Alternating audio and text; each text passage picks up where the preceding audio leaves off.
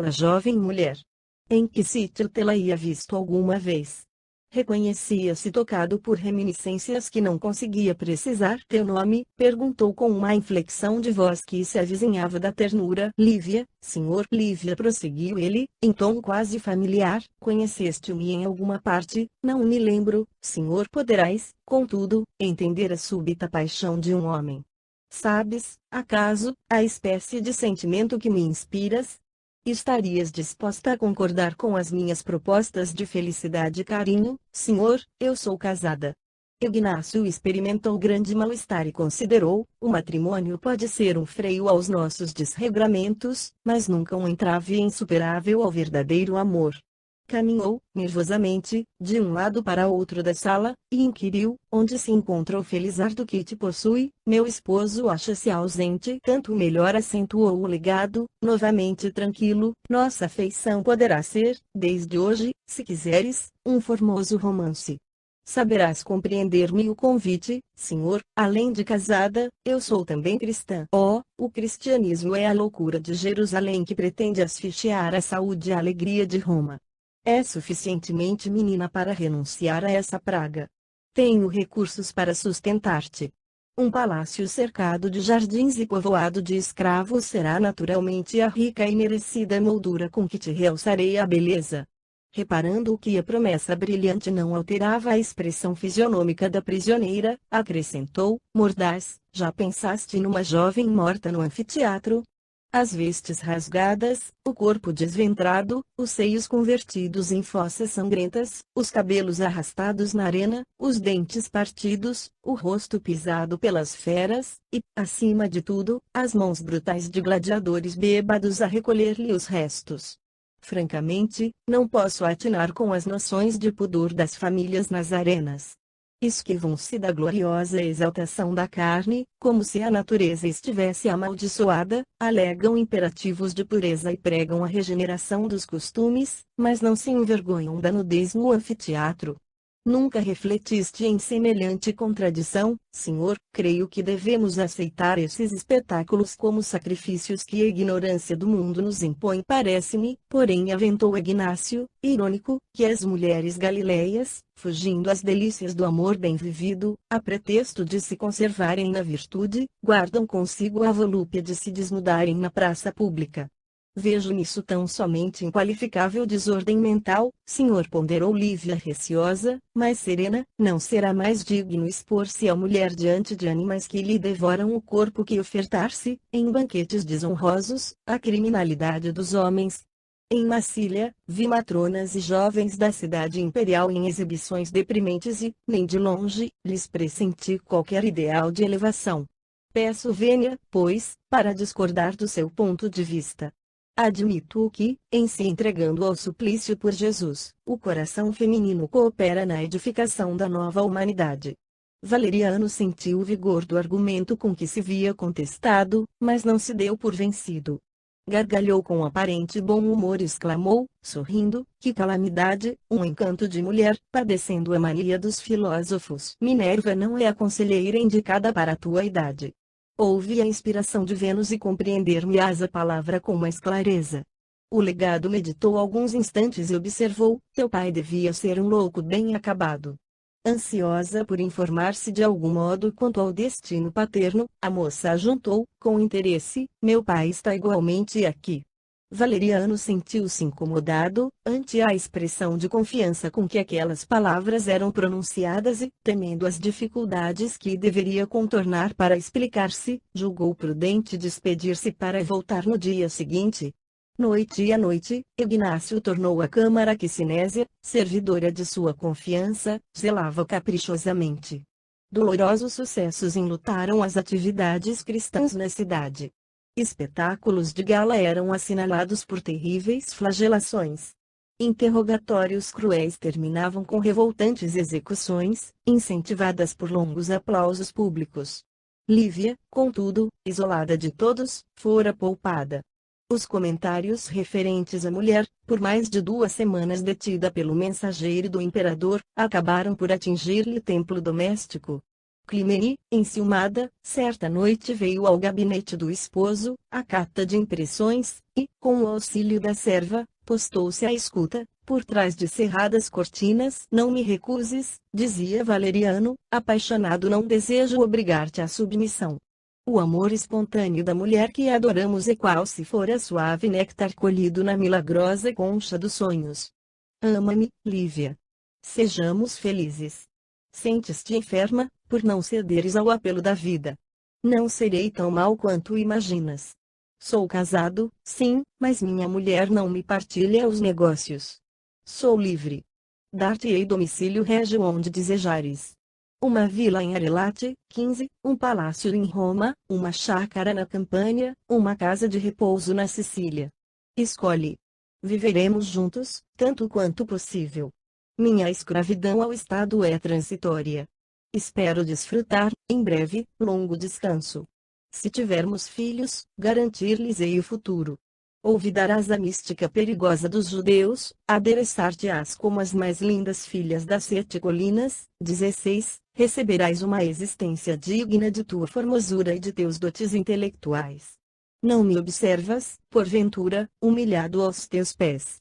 O pranto convulsivo da moça podia ser ouvido a pequena distância. Por que choras? Nada te falta.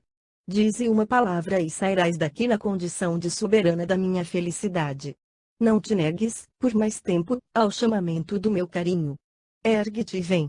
Que pretendes para construir a tua aventura, senhor? Soluçou a moça, desanimada, pela conversação de Sinésia com os servidores desta casa. Sei que os meus companheiros de fé estão marchando, todos os dias, para o sacrifício. Provavelmente, meu pai já terá dado grande testemunho. Para que eu lhe abençoe a generosidade, com o meu eterno reconhecimento, conceda-me a graça de morrer junto dos meus. Nunca, trovejou a voz de Ignácio, irritado. Não partirás daqui sem abjurar a crença ignominiosa. Não descansarei, enquanto não puder mergulhar os meus olhos nos teus, à maneira do sedento que se afoga no manancial de água pura. Amo-te os olhos misteriosos, que em mim despertam algo oculto, estranhos e profundos sentimentos. 15. Paris, França, nota do autor espiritual. 16. Alusão a Roma, nota do autor espiritual. Que não consigo explicar. Serás minha, bem minha. Modificar-te-ei as convicções, dobrarei esse teu incompreensível orgulho. Os ouvidos de Clymene não puderam suportar por mais tempo. Sufocando as lágrimas que lhe rebentavam do peito, a matrona afastou-se, rápida. Em casa, porém, não obstante perceber o regresso do esposo ao tálamo conjugal, não conseguiu atrair o sono. Imagens numerosas de revolta e desespero cruzavam-lhe o cérebro atormentado.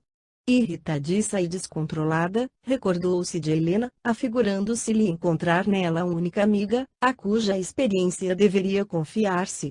Com efeito, tão logo surgiu o dia novo, buscou a Vila Vetúrio, onde, em pranto, desfez-se em minuciosas confidências, diante da companheira. A esposa de Tassiano ouviu, atenciosa, e observou, por fim, essa mulher é uma intrusa. Conheço-a de nome. Deu-nos imensa preocupação, há tempos. Tem a mania de farejar os maridos apreciáveis. Suponho seja nosso dever afastá-la, em definitivo. Não poderíamos incluí-la em alguma remessa de escravas, destinadas à arena? Não, isso não, objetou Clymene, assustada. Valeriano não me perdoaria. Semelhante medida seria perdê-lo para sempre. Não lhe desconheço o temperamento vingativo. Percebi-lhe a desvairada paixão pela detestável plebeia. Declarava-se fascinado pelos olhos dela, e pretendia até mesmo elevá-la à posição de verdadeira rainha. Ah, ele destacou-lhe os olhos, indagou Helena, com malícia. Sim, sim, asseverava que ela é o único amor de sua vida, não se vexou de reduzir-me à odiosa subalternidade. A filha de Vetúrio, de olhos felinos a reluzirem cruéis, comentou, sorridente, possuíamos em Roma desvelada amiga em Sabiniana Pórcia, dedicada à nossa família desde a infância de meu pai. Sabiniana desposou Belisário Dório, que nunca se resignou a possuir uma só mulher. Certa feita, em casa, o trefego marido exaltou para a esposa a beleza dos dentes de Eunice, uma escrava grega, a cujos dotes físicos se afeiçoara ele, perdidamente. Nossa amiga ouviu, com calma, as inflamadas referências e, na refeição do dia seguinte, apareceu uma salva prateada com a bela dentadura. Se os dentes eram o motivo da paixão, refletiu Sabiniana com sabedoria, poderia servi-los ao companheiro, sem mais nem menos. Ruidosa gargalhada, desferida por ela própria, concluiu-lhe a narrativa. Ante-amiga espantada, passou a destra pela cabeleira adornada com tenuíssima rede de ouro e declarou: a lembrança de Porce propiciou-me excelentes ideias. Pensou e disse: chamemos Teódulo ao nosso conselho. É a única pessoa capaz de ajudar-nos com a eficiência devida. O administrador compareceu, submisso. Escutou o drama de Clymene, nas palavras comovedoras de Helena, e considerou: estou pronto a colaborar. Há mulheres de fatal influência em homens dignos. Essa moça é uma delas. Tem o condão de fazer a infelicidade dos outros. Helena reteve o comando da conversação e explicou-se em voz baixa. Possuía em casa uma substância cáustica suscetível de provocar a cegueira irremediável. Ignácio Valeriano apaixonara-se pelos olhos da filha de Basílio. Seria importante, por isso, aniquilar-lhe os órgãos da visão. Para esse fim, Clymene compraria a cumplicidade de Sinésia, que faria a moça dormir em poucos minutos à custa de um narcótico. Logo após, a criada aplicaria uma compressa com a substância corrosiva sobre os olhos de Lívia. A moça despertaria cega, aflita. Sinésia assumiria o papel de benfeitora, reconfortando-a com panaceias adequadas. À noitinha, a própria Clymene visitaria a prisão, conduzindo vestes habituais dela mesma, de modo a disfarçar-se o aspecto da jovem. Demorar-se-ia Clymene, no gabinete do marido, enquanto Sinésia trocasse a roupa da prisioneira, conduzindo-a discretamente para fora. Os guardas, naturalmente, tomá-la-iam como sendo a própria Clymene abraçada à governanta do cárcere e Teódulo esperaria Lívia, a pequena distância, retirando-a para longe de Leão. Desceria com ela para Massília, com a promessa de reencontro com o velho pai e com Tassiano, desterrando-a, por fim, na costa gaulesa. A esposa de Valeriano e o empregado de Opílio ouviam-na, assombrados, admirando a fertilidade daquele cérebro, surpreendente na urdidura do mal. O projeto é notável, adiantou Clymene, algo aliviada. Entretanto, a praia não é assim tão longe. Helena designou o companheiro que as ouvia, enigmático, e acentuou: Teódulo poderá conduzi-la para a outra banda do mar. E piscando os olhos vivos para ele, da África, por exemplo, qualquer mulher cega encontraria muita dificuldade para o retorno. E sentenciou, sorridente: não temos tempo a perder. Se essa mulher domina os homens pelos olhos, é justo que os perca. Receio algum deslize na execução do plano, suspirou Clymene, hesitante. Se Valeriano descobre, pagarei muito caro. Não vaciles, determinou a companheira, autoritária dúvida numa realização que nos interessa é sempre um golpe contra nós mesmos. A esposa de Ignácia concordou e obedeceu às ordens que lhe eram ditadas. Helena acompanhou a casa dela. Trazida Sinésia ao lar do representante de Augusto, aceitou de bom grado todas as providências que lhe eram sugeridas, tornando a prisão de posse das instruções e das drogas indicadas. Ministrando a Lívia o hipnótico, em água pura, viu adormecer facilmente. Enquanto dormia, a moça recebeu a compressa fatal. Quando despertou, trazia os olhos injetados de sangue. Apalpava o leito, ansiosa por recuperar a visão, mas debalde Sinésia. Sinésia, gritou, aterrada.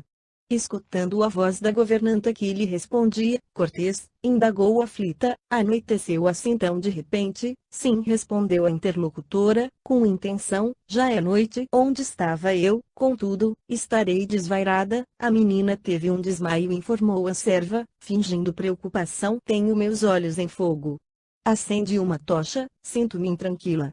Embora compadecendo-se da vítima, Sinésia ajoelhou-se, junto dela, e, conforme as sugestões recebidas de Helena, falou-lhe aos ouvidos: Lívia, tenha calma, coragem, paciência. Seu pai morreu nos cavaletes de suplício. A moça emitiu um grito abafado, seguido de convulsivos soluços. Os espetáculos com execuções têm sido frequentes. Acredito que seus amigos cristãos não terão tido ensejo de fugir. Há, porém, uma notícia agradável. O patrício Tassiano interessa-se por sua sorte.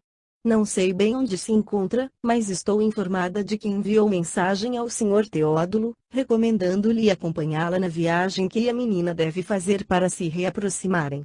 Há quem diga que a pequena Blandina está doente, reclamando cuidados. Intraduzível expressão estampou-se na fisionomia da jovem, cujos olhos mergulhavam agora em espessa noite. Precisamos subtraí-la à crueldade de Valeriano que se propõe escravizá-la e possuí-la, a qualquer preço, continuou Sinésia, astuta, em cada noite parece mais louco e, provavelmente, violentar-lhe-á o sentimento feminino. De vez que vive a embriagar-se antes de vir para o seu quarto. Dói-me o coração vê-la assim exposta aos ataques de um homem despudorado. Combinei, pois, com o Sr. Teódulo a sua retirada. Dentro de algumas horas, espero receber a vestimenta própria para a sua saída sem percalços. Lá fora, o administrador da vila aguardar-nos-á, a fim de acompanhá-la até ao seu novo destino. Notando que o silêncio pesava entre ambas, Sinésia indagou: a menina não se encontra, porventura, feliz? Não lhe sorriem ao coração as promessas de vida nova? Lívia, porém, que se afundara em amargas reflexões, respondeu, triste: não fosse a morte de meu pai e sentir-me-ia contente. Além disso, vejo-me enferma e aniquilada. Mas, o Sr. Teódulo é de parecer que o antigo patrão da Vila Veturo e a filhinha dele, Blandina, são seus amigos. Sim, bem sei, mas a esposa de Tassiano parece detestar-nos, o Sr. Teódulo sabe disso. Estendeu as mãos para frente, como se vagueasse nas sombras, e acrescentou: por que não fazermos alguma luz? Necessitamos da escuridão para libertá-la. A doente aquietou-se, mas, passando a destra pelos olhos empapuçados, exclamou em dolorido desabafo: ah! Sinésia, és a única pessoa com quem posso conviver nesta reclusão.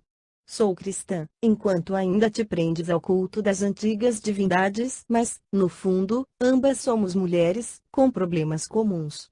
A morte de meu pai abre-me um vácuo que coisa alguma na terra conseguirá preencher. Estou só no mundo, sozinha. Cedo habituei-me ao caminho de aflição.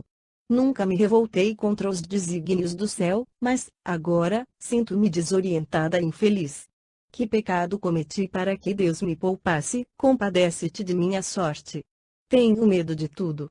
A inflexão com que aquelas palavras eram pronunciadas tocou a sensibilidade da servidora nas mais recônditas fibras.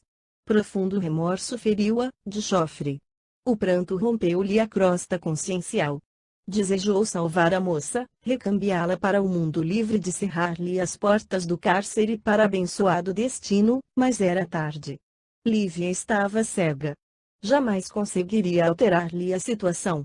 Entre o grupo de Valeriano e os amigos de Clímene permaneceria algemada a perigo iminente. Limitou-se, por isso, a chorar conturbada. A jovem escutou-lhe os soluços e confortou-se. Supôs que a governanta sofria por ela e essa ideia abrandou-lhe a tortura íntima. Não se achava tão só. Alguém lhe entendia os padecimentos morais e partilhava-lhe o fel. À noitinha, Clímene apareceu. Entregou a Sinésia a roupa de seu uso particular. A governanta gaulesa, não obstante o pesado remorso que a espicaçava, reanimou a jovem e ocupou-se em vesti-la com esmero. Daí a instantes, ambas saíram sem qualquer aborrecimento. Envergando um dos péplos habituais de Clímene e apresentando altura semelhante à dela, Lívia foi tida pelos guardas de serviço como sendo a esposa de Valeriano em passeio. Não longe, alcançaram Teódulo que as esperava. Sinésia, emocionada, despediu-se, alegando a necessidade de tornar ao posto. Antes, porém, que a moça se externasse em considerações amargas, a face do adeus da companheira, intendente de Opílio, muito cortês, tratou de dissipar qualquer dúvida que lhe afligisse o ânimo. Apraz-me trazer-lhe as boas novas de que já teve ciência, comentou ele, maneiroso, o nosso amigo Tassiano, impossibilitado de tornar a Leão, tão depressa quanto desejava. Em razão de insidiosa moléstia na pessoa da filha, pede-lhe a presença confortadora. E, loquaz, observou todas as instruções de Helena, esclarecendo que fariam uma viagem marítima. Tassiano repetia Mendas. Ao regressar da metrópole, vira Blandina adoecer repentinamente, sem ninguém que os amparasse, de vez que Helena fora chamada novamente a Roma, a fim de prestar assistência ao pai enfermo. Aconselhado por um médico de bordo, o genro de Vetúrio desembarcara a meio do caminho, de onde enviara mensagem, rogando a ela e a Basílio lhe fossem ao encontro. Solicitava, com empenho, ao velho afinador acompanhasse a filha, entretanto, naturalmente ignorava que o filósofo havia sido morto. Por isso mesmo, ele, Teódulo, prontificava-se a segui-la de perto. Lívia ouviu as informações, apertando o coração com a destra trêmula. Refletiu alguns instantes, tateou os próprios olhos, agora terrivelmente inflamados, e falou: triste, senhor Teódulo, estou profundamente agradecida à sua bondade. Desvanece-me a lembrança de Tassiano, buscando-me o concurso tão pobre, entretanto, reconheço-me incapaz de realizar a viagem. Algo sucedeu com os meus olhos. De algumas horas para cá, observo que a minha visão desapareceu. Ouço-lhe a voz, mas não o vejo. Dores quase insuportáveis me percorrem a cabeça. Estou inutilizada. Em que poderia ser útil aos nossos amigos que me aguardam, não será mais justo permanecer aqui mesmo e aceitar, conformada, as circunstâncias. Tassiano escreveu pedindo a meu pai me conduzisse. Meu pai, contudo, está morto. Quanto a mim, doente só, que poderia fazer? Ser-lhe-ia pesado fardo em jornada tão longa. Não será mais aconselhável que o senhor se desinteresse de minha sorte, nada disso, ajuntou o interlocutor, com manifesta hipocrisia. Não me cabe abandoná-la, de modo algum. Para as doenças, temos sempre bons médicos. Sua saúde receberá a necessária assistência. A enfermidade, longe de ser um empecilho, é forte razão para maiores cuidados por parte daqueles que são nossos reais amigos. Além disso, e a voz de Teódulo se fez mais baixa, como se quisesse despertar o medo da companheira, o legado é inconsequente. A cidade inteira, segundo creio, não ignora que ele a separou das jovens nazarenas, em regime de privilégio. Sinésia deu-me a conhecer as suas tremendas provas na câmara de detenção. Agora, que seu pai não existe, admito seja maior o meu dever de prestar-lhe ajuda. Se o seu sacrifício representasse uma compensação ao seu ideal, compreender-lhe-ia o temerário gesto de ficar, mas permanecer em Leão para satisfazer a bestialidade de um homem constituiria, a meu ver, rematada a loucura. O argumento convenceu-a. A moça não mais vacilou. Aceitou-lhe o braço e asilaram-se em singela hospedaria do subúrbio, de onde partiram, no rumo de novo destino, ao amanhecer. Em Viena, Teódulo socorreu-se da colaboração de um médico, que receitou complicados ungüentos para as feridas oculares. Dias amargos desdobraram-se em torno de Lívia, desalentada. Teódulo, a seu turno, em lhe reparando o aniquilamento físico, recordava a sugestão de Helena que lhe pedira favorecer a morte da moça, através de algum prato convenientemente preparado ou de algum mergulho nas águas. A piedade, porém, penetrou-lhe o espírito. A resignação com que Lívia acolhia o infortúnio comovia-o, fundamente. Ansiava por desfazer-se dela, como alguém que se desvencilha de um fardo, entretanto, repugnava-lhe agora a ideia do assassínio. No porto de Massília, encontraram a única embarcação suscetível de conduzi-los ao exterior, uma formosa galera romana que demandaria Siracusa, aproveitando os ventos favoráveis. O representante de Helena não hesitou. Depois de examinar as possibilidades de tempo de que dispunha, informou a jovem que, segundo as notícias recebidas, Tassiano estaria na Sicília, à espera deles, e ambos, desse modo, fizeram-se ao mar paciente com a cegueira que a martirizava, mas sem perder as esperanças de cura. A doente não encontrou qualquer distração na viagem. Ensimesmada, limitando-se a conversar com Teódulo quando o administrador de Vetúrio a procurava, circunscrevia-se a um só pensamento: reaproximar-se dos amigos e descansar. Por isso, em soberba manhã, plena de luz, quando o companheiro de excursão lhe anunciou a chegada a Drépano, 17, onde estabelecera ele a suposta permanência do filho de Varro, agitou-se-lhe o coração, tomado de alegria. Desembarcaram aparentemente tranquilos. Teódulo, que asseverava conhecer a localidade, inflamou-lhe o peito de esperança. De certo, comentava ele fingidamente, em breves instantes estaria abraçada à pequena Blandina, rememorando os dias venturosos da vila. Tassiano, sem dúvida, providenciaria tratamento adequado, a fim de restaurar-lhe os olhos enfermos e, em pouco tempo, achar-se-ia integralmente curada, contente, feliz. A moça, caminhando pelo braço dele, sorria, enlevada.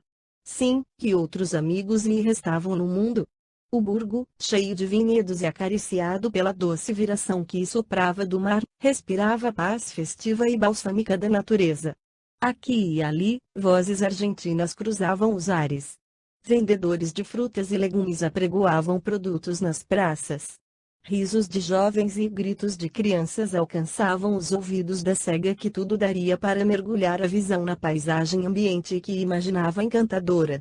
Num dos pontos mais movimentados do vilarejo, no pórtico de pequeno santuário consagrado a Minerva, Teódulo, com voz tranquilizante, ajudou a sentar-se em estreito banco de pedra e pediu-lhe aguardá-lo, por alguns minutos.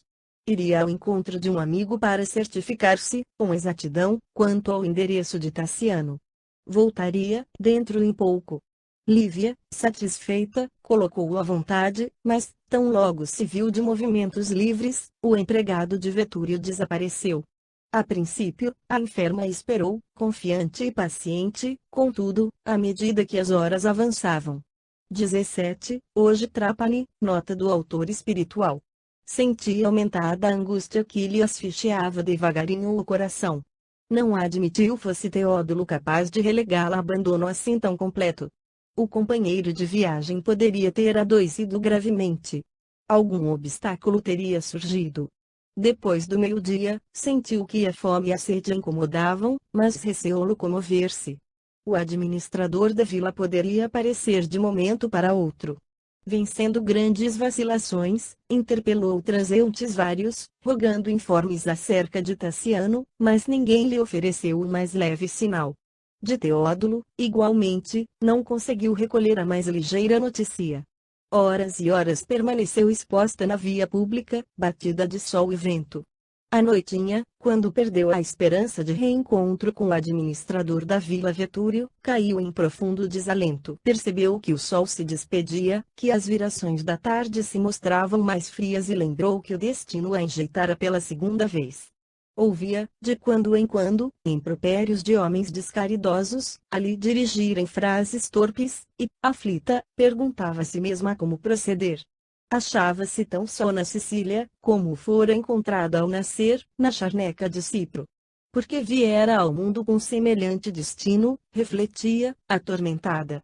Teria ainda mãe no mundo, a que família se filiava, que tragédia passional lhe havia precedido o nascimento. Recém-nata, não poderia registrar qualquer sensação de abandono, mas agora. Mulher consciente, com tantos sonhos desfeitos, assinalava superlativo sofrimento moral. Para onde iria? Se, ao menos, pudesse trabalhar. Reconhecia-se, porém, inútil e cega. Como se lhe desdobraria o futuro? Rendeu graças a Deus porque conseguia chorar livremente. Nunca recordou, com tanta intensidade, a ternura paterna, desde a separação de Basílio, como naquela hora. O velho filósofo ensinara-lhe que a morte não existe, que as almas vivem além da terra, em esferas compatíveis com o aprimoramento moral de que são portadoras. Nunca lhe pusera em dúvida as menores lições. Certamente, o carinhoso protetor prosseguia vivendo, em algum lugar. Mas, poderia, acaso, acompanhar-lhe a dor? Lembrou as reuniões evangélicas da casa de Vestino e procurou arrimar-se à fé. Indubitavelmente, os amigos que lhe haviam tomado a vanguarda na morte não a olvidariam relegada à solidão. Deixou que as lágrimas lhe rolassem pela face que a ventania do crepúsculo açoitava, impiedosa, e rogou em pensamento: Pai amado, não me abandones. De onde estiveres, volve o generoso olhar sobre mim. Lembra-te do dia em que me acolheste no matagal deserto e asila-me, de novo, em teu carinho. Estou enjeitada outra vez. Não sei por que contrário destino me pesa sobre a alma, embora creia, como me ensinaste, que Jesus vela por nós do céu. Agora que me sinto aniquilada e cega, não me deixes perder a luz íntima da esperança e ajuda-me na restauração do bom ânimo. Muitas vezes me disseste que o sofrimento nos purifica e eleva para Deus. Faze-me compreender esta realidade com mais força para que a dor não me arroje aos precipícios da inconformação. Falavas-me sempre que a nossa vida não se extingue com a morte, que a alma se ergue aos cimos da eternidade, onde reina a paz. Acreditavas que os mortos são mais vivos que os homens amortalhados na carne e admitias, com segurança, que os nossos entes amados, além do sepulcro, podem auxiliar-nos e proteger-nos. Como, pois, esquecer-me de ti, que foste em todos os dias o amigo e benfeitor contínuo? Como seria feliz, acompanhando-te os passos. Não pude, entretanto, desfrutar o privilégio de morrer por Jesus nos tormentos da arena. Ó meu Pai, por que não me foi concedida a graça de partir, junto dos nossos, porque me separou o destino das companheiras que se fizeram venturosas pelo martírio? Tem compaixão de mim. Explica-me a vida como noutro tempo. Orienta-me no labirinto. Lembra-te de que ainda não passo de uma criança às escuras no matagal humano e faze-te meu protetor, novamente. Trouxeram-me até aqui com a promessa de reencontrar nossos amigos, cujo paradeiro ignoro. Provavelmente, não mais lhes apertarei as mãos neste mundo.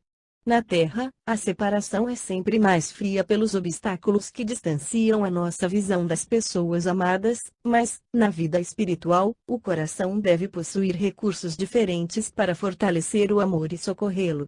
Lívia desejava gritar as palavras que a mente compunha, na suposição de que o vento as levaria, clamantes, para o céu. Todavia, a movimentação dos pedestres compelia-lhe o espírito à prudência. Continuava, pois, a chorar em prece, quando, como num sonho miraculoso, viu desenhar-se luminoso caminho nas trevas que lhe entenebreciam os olhos e, através desse trilho fulgurante, reconheceu Basílio, que avançava ao seu encontro. Extasiada, tentou nomeá-lo em voz alta, ébria de júbilo, mas a inesperada alegria como que lhe paralisara as cordas vocais. O velho amigo, envolvido em claridade inexprimível que o fazia mais jovem, aproximou-se, pôs a destra nos ombros dela, como antigamente, e falou, conselheiral: minha filha, os aprendizes de Jesus, tanto quanto ele mesmo, conhecem a solidão, jamais o desamparo. Não te lamentes no nevoeiro em que o céu te prova confiança. Nas noites mais escuras, há mais fulgor nas estrelas. Nossas esperanças brilham com maior intensidade no inverno dos grandes padecimentos. Reanima-te e crê no poder excelso de nosso Pai. O espírito de Basílio fez ligeira pausa, acariciou-lhe a cabeleira castigada pelos sopros do vento e continuou: realmente, nós te precedemos na inevitável viagem do túmulo. Para nós, a luta na carne foi provisoriamente interrompida e, com acerto, disseste que fomos quinhoados com a prerrogativa de algo sofrer pela extensão do Evangelho no mundo. Mas não te creias excluída do testemunho e da flagelação. O tormento dos olhos é o sinal de que não foste esquecida. Naturalmente, aqueles que nos guiam de planos mais altos confiaram-te a fidelidade a algum serviço no mundo, acima do nosso. O Senhor não entrega responsabilidades de certa natureza a corações ainda frágeis, assim como não dependura o fruto alimentício no ramo tenro do vegetal nascente. Tem coragem. Às vezes, é necessário nos mergulhemos na sombra para auxiliar os que jazem nas trevas. Reunir-te-ás a nós, brevemente. Arrima-te ao bordão da fé e não desfaleças. Seguir-te-emos o trabalho, passo a passo. Quando o sacrifício te parecer mais doloroso e mais áspero, agradece a Jesus a oportunidade do precioso combate. Se algo existe no mundo que possa expressar nosso serviço com Deus, é a plena realização da tarefa enobrecedora que a vida nos assinala. E, porque o esforço da renúncia não é acessível a todos ao mesmo tempo, recebe a gradativa imolação de ti mesma como bênção do alto. Não perguntes pelas razões que te impuseram a cegueira física. Não te sintas injustiçada. A vida é sempre um milagroso tecido da divina sabedoria. Às vezes, a aflição é a véspera da felicidade, tanto quanto o prazer, frequentemente, é produção de angústia. Nunca te esqueças do enviado que nos recomendou o perdão 70 vezes 7 para cada ofensa, que nos inclinou ao amor pelos inimigos e à prece pelos perseguidores. Curta é a passagem de nosso espírito pelo lamaçal da vida terrestre. A dor é o lado avesso da alegria, assim como a sombra é o reverso da luz. Mas, na economia das verdades eternas, só a alegria e a luz nunca morrem. Treva e sofrimento são estados de nossa posição imperfeita, à frente do Altíssimo. Entrega-te, pois, à boa luta, com serenidade e destemor. Permaneceremos junto de ti, orientando-te no escabroso caminho. Basílio imprimiu longo intervalo às considerações que emitia, enlaçando com ternura a filha jubilosa. Lívia respondeu-lhe o gesto de carinho, como se quisesse retê-lo no próprio coração. Todavia, embora encorajada e ditosa, refletia no imediatismo do mundo. Que seria dela quando se visse novamente só? Cair à noite? Onde abrigar-se? Estaria sentenciada a enregelar-se na via pública. O benfeitor espiritual percebeu-lhe os pensamentos e logo a eles respondeu: não temas. O Pai que nutre os passarinhos, cada manhã, jamais nos esqueceria. O socorro não tarda. Não cerres o coração à bondade e à confiança para que o Senhor não encontre dificuldades em ajudar-te. A cegueira dos olhos não é inutilidade da alma. Recorda a nossa pobreza laboriosa. Não encontrávamos ambos, na música, a nossa razão de viver? Nesse instante, Lívia escutou, não longe, uma voz de criança que cantava, comovente, acompanhada por um alaúde mal tangido. Somos pobres, pobrezinhos. Vivemos de del em del, mas somos afortunados da graça que vem do céu. Minha mãezinha doente, cansada de tanta dor, em minha voz de menino pede uma esmola de amor.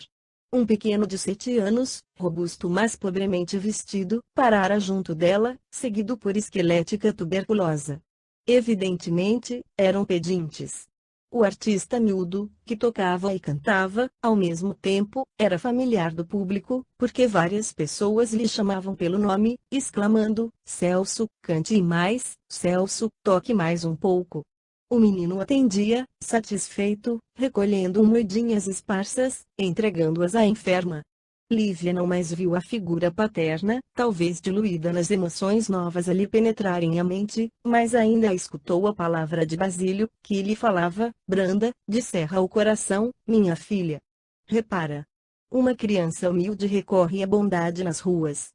Ajuda para que te ajudem, revela-te aos outros para que outros se revelem a ti. A moça notou que uma força nova irrompera-lhe na alma. O Petis terminara uma das cantigas regionais que aprendera, e, instintivamente, ela também se associou ao público, chamando: Celso. Celso, deixa-me tocar o instrumento. O pequeno aqueceu, de pronto. De posse do alaúde, a cega tornou, em pensamento, ao antigo lar. Esqueceu-se de que se achava na posição de estrangeira numa terra que desconhecia e cantou com toda a alma, qual se estivesse numa de suas horas mais felizes, à frente do velho pai. Grande silêncio acompanhou-lhe as belas canções romanas. Os transeuntes adensavam-se agora no pequeno átrio de Minerva, e a criança, ao fim de cada número, recebia as contribuições de senhoras e cavalheiros comovidos, repletando a surrada bolsa. O quadro vivo de uma cega a exibir-se, de uma tuberculosa ao relento e de um pequerrucho esfarrapado passou a arrancar as lágrimas de muitos. Depois de vasto repertório, em que tivera o cuidado de selecionar as melodias para não ferir as suscetibilidades do público, então dividido no culto a Jesus e no culto às antigas divindades, Lívia calou-se. Muitas damas emocionadas cumprimentaram-na as despedidas. Esvaziou-se o recinto, pouco a pouco. Celso, entretanto, conchegou-se-lhe ao colo, ternamente: como te chamas? Indagou ele, com simplicidade e candura. Lívia. E tu, meu inteligente cantor? Quinto Celso. Está sozinho, minha mãe está comigo. Feita a apresentação, abraçaram-se ambas. Hortência Vipsânia, a genitora de Celso, biografou-se em frases rápidas. Era viúva de Tércio Avelino, um miliciano que morrera sem honras, deixando-lhe o filhinho único nos braços. O marido falecera em Siracusa, onde residiam desde a transferência de Roma. Todavia, tão angustiosa se lhe tornara a vida, na grande cidade, que, enfraquecida e derrotada, resolvera experimentar a permanência em Drépano, onde conseguia manter-se com menos dificuldade. Lutara intensivamente, fabricando guloseimas para vender, no entanto, a adquirir a pertinaz enfermidade que a minava devagarinho. Sitiada pela miséria, ensinara o filho a tanger imperfeitamente o alaúde, de modo a recorrerem à caridade pública. Sentia-se, porém, exausta. Receava morrer, de momento para outro. Por 2 vezes, sofrera hemoptises inquietantes e vivia alarmada. Lívia tentou reconfortá-la com palavras fraternas, afagando a cabeça do menino que a enlaçara docemente. E, quando interpelada sobre a própria história, relacionou a difícil experiência que atravessava. Perdera o pai na Gália Lugdunense, cega, fora trazida a Trinácrea, 18, por um condutor, em busca de velhos amigos que não conseguira reencontrar. Estranha ao meio, desconhecia o próprio destino e, sem ninguém, não sabia de que maneira movimentar-se. O pequeno, que parecia sumamente interessado na conversação, interferiu, perguntando: Mamãe, Lívia não poderia ser nossa? E talvez entusiasmado pelas canções que ouvira, ajuntou, com espontaneidade: Sairemos juntos e a senhora descansará. A mãezinha pobre sorriu em desconsolo e observou: A lembrança de Celso é igualmente minha. Contudo, minha filha, moramos num cubículo que mal nos cabe. Se te apraz, vem conosco. A moça, num ímpeto de jubiloso reconhecimento, pediu-lhe a destra e osculou em lágrimas. Considerava o oferecimento uma bênção do céu. Não perdia a esperança de reunir-se a Tassiano e Blandina e, enquanto estivesse à procura deles, aceitaria aquele amparo. Ali mesmo, traçaram planos. Celso ser-lhe-ia orientador na via pública, mas cooperaria em favor dele, ministrando-lhe rudimentos de educação e arte. Na preparação do futuro asilo de Hortência era um minúsculo telheiro que lhe fora cedido pela caridade de nobre família. 18, também antigo nome da Sicília, nota do autor espiritual. Aí, a infortunada viúva cozinhava e dormia, simultaneamente. Naquela noite, porém, o tugúrio estava em festa. Dos recursos arrecadados, a doente retirou grande parte e mandou o filhinho à procura de alimento. Pães e bolos de carne, além de regular provisão de leite de cabra foram trazidos pelos braços pequenos, preocupados em servir. E os três, agradecendo, em silêncio, ao céu, a alegria que lhes vibrava na alma, partilharam a refeição singela, sentindo-se mais felizes que os áulicos afortunados da casa dos reis terrestres. Hortência, desejando preservar a saúde do menino, isolara-o ao canto do quarto, numa cama de palhas, e foi junto do pequenino que Lívia se acolheu. Antes de dormir, com a sinceridade cristalina da criança, Celso, feliz, dirigiu-se à genitora interrogativamente: Mãezinha, e a nossa prece? Não pediremos hoje a bênção de Jesus? Lívia compreendeu o constrangimento da benfeitora, que talvez estivesse silenciando por respeito a convicções diferentes que ela pudesse esposar, e ofereceu-se, de imediato: farei a oração desta noite. Graças a Deus, eu também sou cristã. E, ante as expressões de ternura que mãe e filho externaram, orou, sentidamente: Senhor Jesus, abençoa-nos a fé com que esperamos por ti. Agradecemos-te a felicidade de nosso encontro e o tesouro da amizade com que nos teces a união. Louvores te rendemos pelo auxílio dos nossos companheiros e pelas lições dos nossos inimigos. Ensina-nos a descobrir a tua vontade no escuro caminho de nossas provas. Dá-nos a conformação ante a dor e a certeza de que as trevas nos conduzirão à verdadeira luz. Senhor, concede-nos a humildade de teu exemplo e a ressurreição de tua cruz. Assim seja. Hortência e o filhinho, tomados de inexprimível esperança, com a presença daquela jovem mulher que, sozinha e cega, encontrava elementos em si mesma a fim de encorajá-los, repetiram assim seja e dormiram tranquilos. Nova existência surgiu para o grupo, no dia imediato. Extremamente confortada naquele santuário doméstico, esforçou-se Lívia em contribuir com segurança para a tranquilidade dos três, incumbindo-se de pequeninos afazeres e alegrando o ambiente com as abençoadas lições que trazia do convívio paternal. Embora cega, colaborou de boa vontade na limpeza da casa e, à noitinha, deixando Hortência em repouso, caminhou com o menino para a via pública, onde, ao preço de música, angariaram recursos novos. Menos preocupada com o filhinho, a desventurada viúva pareceu, porém, mais concentrada na própria moléstia, com inquietantes alterações. Assinalava com maior desagrado as variações de temperatura e acusava sofrimentos mais positivos. À noite, era visitada por dispneias sufocantes e, durante o dia, longos e aflitivos acessos de tosse exauriam suas forças. Com admirável intuição infantil, Quinto Celso percebeu que a mãezinha tivera agravados todos os velhos padecimentos e redobrava carinhos por vê-la reanimada e contente. Associando-se a Lívia, como quem nela encontrava uma nova mãe, cercava a enferma de inexcedível ternura. Aumentada a renda diária, a filha de Basílio visitou os donos do pardieiro, em companhia de Celso, rogando orientação para se transferirem de residência. A viúva necessitava de espaço e ar mais puro e podiam, agora, pagar aluguéis por uma casinha modesta. O proprietário concordou e auxiliou a realização. Ele mesmo dispunha de humilde pouso que cederia por retribuição irrisória. A breve tempo, instalaram-se os três em singela residência de 4 peças, não longe de árvores benfeitoras, junto das quais a doente conseguiu prolongar a demora no corpo.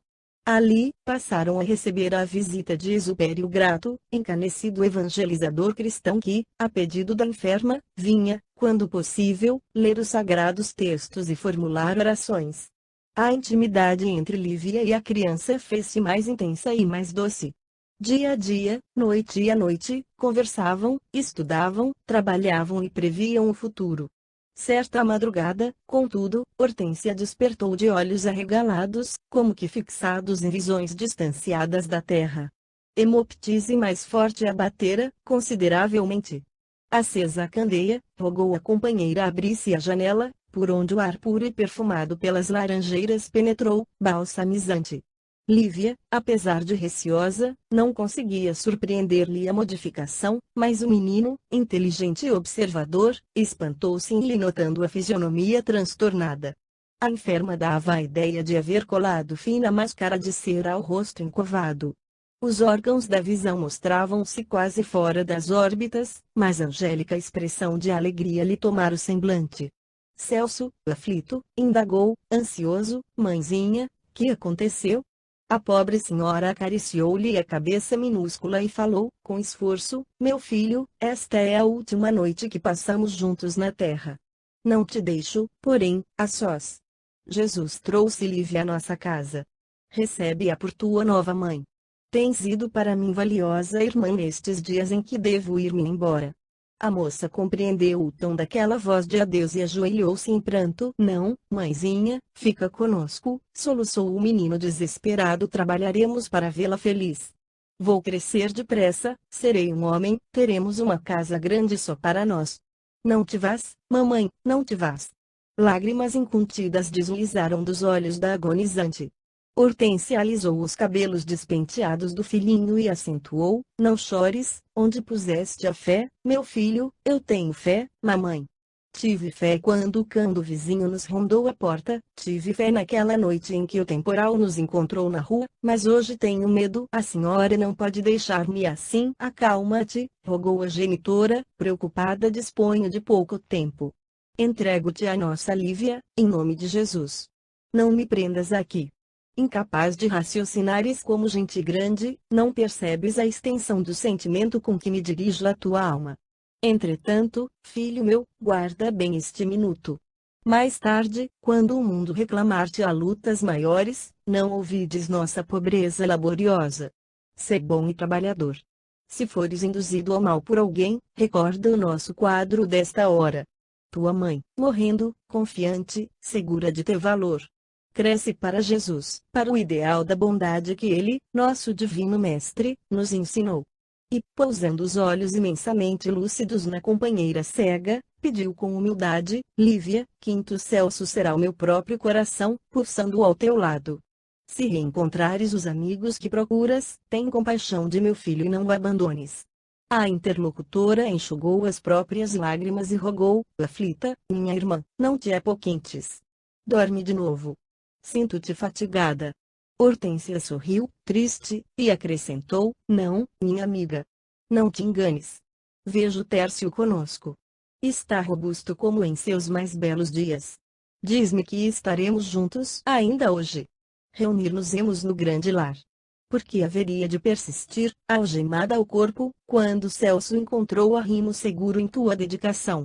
Sinto-me feliz, feliz. Hortência, no entanto, emudeceu, de súbito. Entregue a profundo esgotamento pelo fluxo de sangue que lhe assomava a boca, demorou-se, ofegante, por algumas horas, até que, reaquecida pelos primeiros raios de sol da manhã, cobrou energias para dormir o grande sono. Lívia e Celso reconheceram-se, então, sozinhos. Mãos piedosas dos irmãos na fé auxiliaram-nos a prestar as derradeiras homenagens à sofredora morta. Quando Exupério acabou de orar, junto à sepultura singela, ante o crepúsculo que se fechava em rubros esplendores, Celso abraçou-se a Lívia e chorou, copiosamente. Deixa em paz tua mãe, meu filho, recomendou a companheira, emocionada. Os mortos prendem-se às nossas lágrimas, não perturbes aquela a quem tanto devemos. Não estarás sozinho.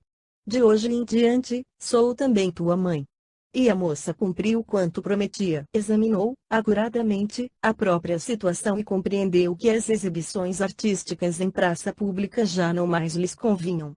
Celso deveria desenvolver-se com seguras noções de responsabilidade. Reclamava instrução e preparo, à frente da vida. Não obstante cega, propunha-se trabalhar, de modo a cooperar na formação do caráter dele para o futuro. Procurou Exupério, o único amigo que poderia aconselhá-la, e expôs-lhe o plano que lhe acudia ao pensamento. Não seria possível encontrar atividade remuneradora em Drépano, a fim de amparar o menino? O provecto ancião ouviu-a, satisfeito, e rogou-lhe tempo. O projeto era razoável, mas a localidade era demasiado pobre para que vingasse, de pronto. Esperaria, no entanto, a visita de companheiros cristãos de outras terras. Estava convicto de que o projeto encontraria excelente oportunidade noutra região. Retirou-se Lívia, esperançada, de coração nutrido por vigorosa fé. Algumas semanas transcorreram sem novidade, quando o venerando leitor dos evangelhos veio trazer-lhe importante notícia. Achava-se, de passagem, na vila, conhecido amigo de Neápolis, 19, o panificador Lúcio Agripa, que se dispunha a ouvi-la e auxiliá-la, no que lhe fosse possível. Guiada por Exupério, Lívia compareceu à frente do benfeitor, cujo semblante exteriorizava a beleza moral dos grandes cristãos da antiguidade. Olhos plácidos a fulgurarem na face rugosa, a que os cabelos encanecidos emprestavam prateada moldura, Agripa, depois de escutá-la, falou sem afetação: minha filha, julgo razoável esclarecer-te quanto à nossa posição em casa. Noutro tempo, retinha-nos numerosos escravos, e não éramos felizes, mas, depois que Domícia e eu aceitamos Jesus por mestre, nossos hábitos foram renovados. Os cativos foram libertados e nossos costumes simplificados. A fortuna em dinheiro fugiu de nossa casa, todavia, a tranquilidade passou a morar conosco como um talento celestial. Somos hoje tão pobres como aqueles que nos auxiliam em nossa fábrica de pão. Se aceitas a nossa vida frugal, poderemos. 19, na Campanha, Itália. Hoje Nápoles, nota do autor espiritual. Receber-te com a criança. Sei que desejas trabalhar e não ficarás inativa. Poderás partilhar com Ponciana, nossa velha colaboradora cega, os serviços diários do moinho. A ausência dos olhos confere maior atenção para os serviços dessa natureza, de vez que a nossa pedra de moer é adequada ao concurso humano. Afirmo-te, porém, que não podemos oferecer senão um salário irrisório, apenas o bastante para o pagamento da instrução necessária ao pequenino. E, com um largo sorriso, o generoso forasteiro concluiu: estarás, porém, conosco, na intimidade do templo doméstico. Temos nossas preces particulares, em paz e alegria. Neápolis, graças a Deus, não conhecia perseguição. Lívia não sabia expressar o próprio contentamento. Ah, senhor, isso é tudo, quanto desejo, exclamou jubilosa. Servirei, de bom grado, em vossa casa. Lá, desfrutarei a tranquilidade de que necessito e Celso obterá a necessária disciplina para crescer honrosamente. O panificador, homem simples e prestimoso, conversou sobre música e regozijou-se ao saber que conduziria para casa não somente uma colaboradora exclusiva das tarefas braçais, mas também primorosa arpista. E, depois de alguns dias, Lívia e Celso puseram-se ao mar, no rumo da cidade nova. À chegada, o menino, em deslumbramento, gritava a felicidade que o possuía. O golfo esplêndido, o casario praiano e o constante espetáculo do Vesúvio, com o penacho de fumo a perder-se no firmamento, constituíam motivos de longas e minuciosas indagações. Lívia, apesar da cegueira física, não cabia em si de esperança. Domícia, a esposa do benfeitor, recebeu-a, de coração aberto, e, após uma semana de recuperação das forças, entrou em boa forma no trabalho. A propriedade erguia-se em rua movimentada e arborizada, sendo objeto de grande interesse público. Qual acontecia em quase todas as antigas cidades, o trigo entrava puro no estabelecimento e aí era convenientemente transformado em farinha para a manufatura do pão. Ao lado de Ponciana, a filha de Basílio incumbia-se da mó. A princípio, o trabalho se lhe figurou excessivamente pesado, mas Lívia, rendendo graças a Jesus por haver encontrado algo com que ocupar a mente atribulada, procurou adaptar-se, cantando, ao novo gênero de obrigações. Na primeira noite, recolheu-se, fatigada, ao quarto singelo que Domícia reservara para ela e o pequeno, e Celso, que se sentia realmente como seu filhinho, contrariado ao vê-la abatida, comentou o novo tipo de luta, perguntando: mãezinha, por que tanto trabalho? Não seria melhor tomar o nosso alaúde e ganhar dinheiro das pessoas que passam nas ruas? Não, meu filho, o serviço é o único meio através do qual podemos extravasar as riquezas do coração, no engrandecimento da vida. Amas a Jesus e desejas servi-lo? Sim, sim. Então, é indispensável saibamos cooperar com Ele, disputando para nós a satisfação de fazer o mais difícil. Se todos procurarmos a alegria de colher, quem se incumbirá do sacrifício de plantar? Revelando, porém, o cérebro infantil distanciado das questões filosóficas, Celso continuava, indagando: onde está Jesus? Mãezinha, segue-nos, passo a passo, meu filho. Sabe quando nos esforçamos por imitá-lo e conhece-nos as faltas e fraquezas. Assim como o sol nos envia do céu a sua luz, fazendo-se presente, de maneira constante, em nossa estrada, também o Senhor é o divino sol de nossas almas, a iluminar-nos por dentro, despertando-nos para o bem e guiando-nos à vida imortal. Minha mãezinha Hortência dizia que ele era o maior amigo das crianças. Era e é, ainda e sempre, acrescentou Lívia. Carinhosa, Jesus confia nas crianças, esperando que elas cresçam para a glória da bondade e da paz, a fim de que o mundo se transforme em reino de Deus. Quinto Celso abraçou a mãezinha espiritual, com mais ternura, sentou-se e recitou pequena oração de louvor e reconhecimento ao Divino Mestre. Logo após, segurando a destra de Lívia, adormeceu com a despreocupação de um pássaro feliz. A filha de Basílio, depois de tatear, agasalhando o menino, prosseguiu velando, pela noite adentro.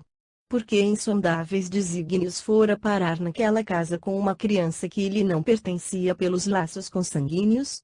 Por que misteriosas determinações do Senhor fora trazida a Sicília e da Sicília a Neápolis, onde a vida lhe surgia inteiramente nova? Onde estariam Tassiano e Blandina que supunha nunca mais encontrar? Lívia recordou, os dias difíceis que vinha atravessando, desde a separação do velho pai, e rendeu graças a Jesus por haver encontrado aquele pouso de reconforto e paz. Acariciou o pequeno que ressonava, placidamente, e rogou a bênção do céu para ambos, sentindo-se quase feliz, mas ignorando que o convívio de Hortência lhe havia transmitido as sementes de nova dor, com que ela, devagar, caminharia para a morte. 5. Expiação. O regresso de Tassiano e da filha Leão verificou-se em manhã radiosa de luz. Informado pelo sogro, cuja presença suportara com dificuldade, de que os médicos haviam recomendado o retorno de Lucila, com urgência, ao clima provinciano, resolveu retomar, sem detença, o caminho do lar. A volta, contudo, fora morosa, em razão dos ventos contrários que lambiam o Mediterrâneo. Os nossos viajantes entristeciam-se com a demora, ansiosos que estavam pela recuperação da paz no campo. O patrício sentia-se mais tranquilo, acerca da filha doente. Se a esposa deliberar efetuar a viagem, a conselho dos facultativos, semelhante medida era bem um sinal de que a enferma não estaria em condições tão precárias quanto se supunha. Certo, Lucila restabelecer-se-ia, calmamente, na Vila Vetúrio. A família não sofreria golpes de maior importância. Por esse motivo, deixava-se levar por um desejo único, rever o velho filósofo e a filha, cujas afeições eram abençoado estímulo a levantar-lhe as forças para viver. Ele e Blandina gastavam longas horas, conversando sobre música ou projetando excursões campestres, na expectativa do longo e